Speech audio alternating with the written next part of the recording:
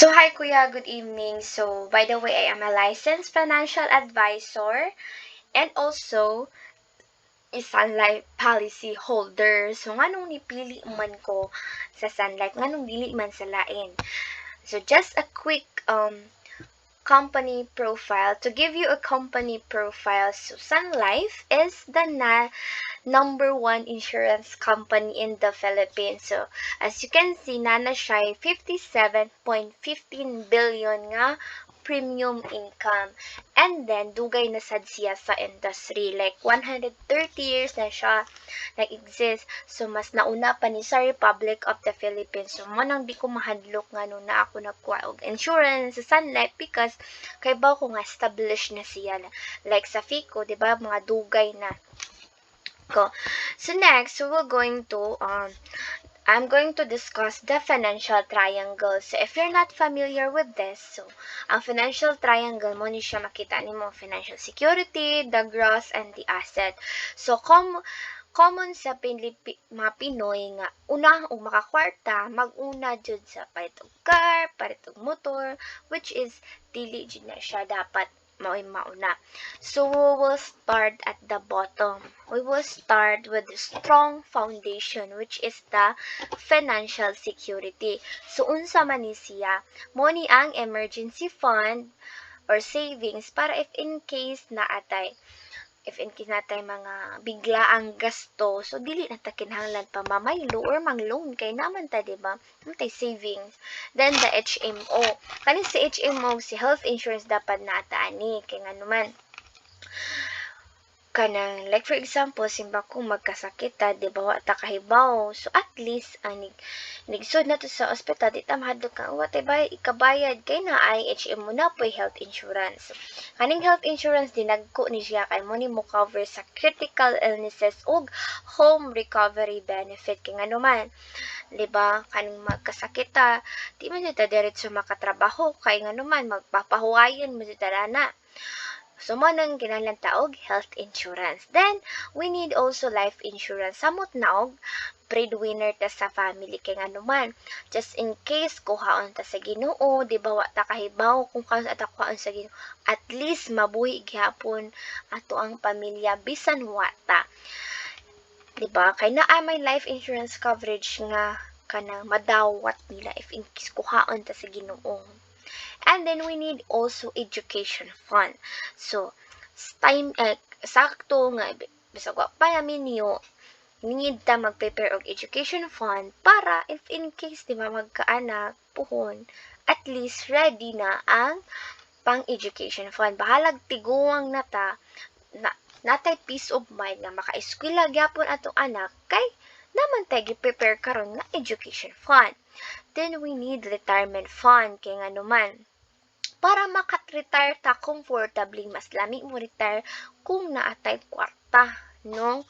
So, mo ni siya. So, dapat unahon jud ang financial security ay haang asset. Kung naratay financial security, narataan ning uno, so we will proceed to business, which is good kay naa na kaani. Diba? Nanaw kay negosyo. So, you can also invest your money in stocks or in mutual funds. Naa na siya sa kanang maka-invest taan na through VUL, life insurance with investment. And then sa asset, muna yung pinaka-last dapat og naa na taan ning financial security, gross, ay hapata mo pundar og asset like car or liabilities like car, house, and condo para kay man og balihon ni nato di ta una sa financial security ug magkinaon sa magkasakit simbako, most likely ang mahitabo mang-loan unsa pa na diya maibaligya ang hard earned nga buy, no, mo din ni nahitabo. So mo ni siya, I hope nasabtan niya dapita. So let's do the quick financial planning. So kanang nakabaw ko nga my age is 36 and I just nag-assume na ko mo retire ka at 60.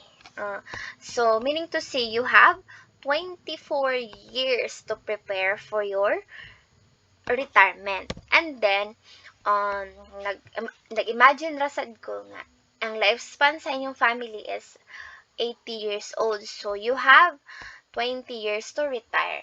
So, meaning to say, you only have 24 years to prepare for a more or less 20 years nga retirement.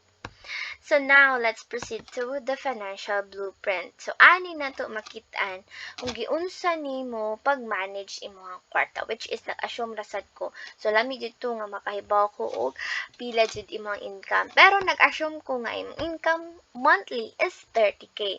And then nag-assume sad ko nga imong expenses is 20K.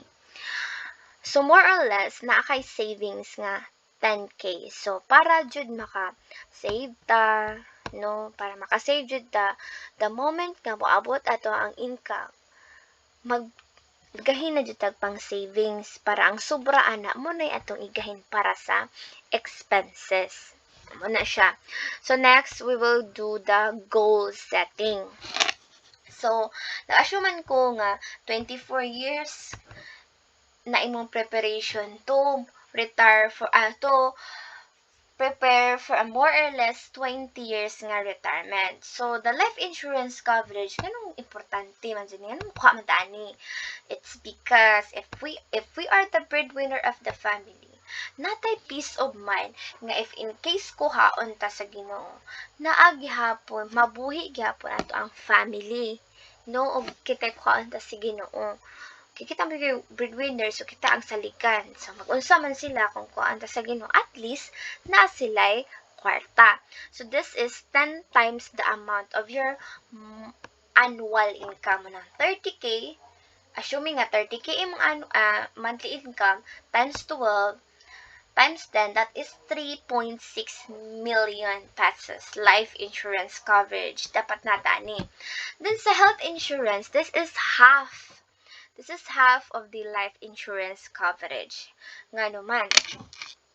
So, sa Pilipinas, mahal magkasakit. So, 'di ba, kung natay health insurance, kita simba ko magkasakit ta, wa kay bao, 'di ba? Kadang sakit kay mura man ni kawatan nga kalit rag abot. Simba ko. So, kaning health insurance mo nimo cover sa home recovery benefit kay di ba di mo ta diretso makakintahay ma-ospital, di mo ta diretso makatrabaho kay no papawayon man jud ta samot daw na mga major surgery. So we need to prepare for that para bisag di ta mo trabaho naagya pun tay kwarta pampalit og tambal mga ingana. So 3.6 man imong life insurance, so half man ang health insurance, so mo na mag-prepare ta og 1.8 million pesos. Then sa retirement fund, this is, di ba, retirement years di mas 20 years kintahay.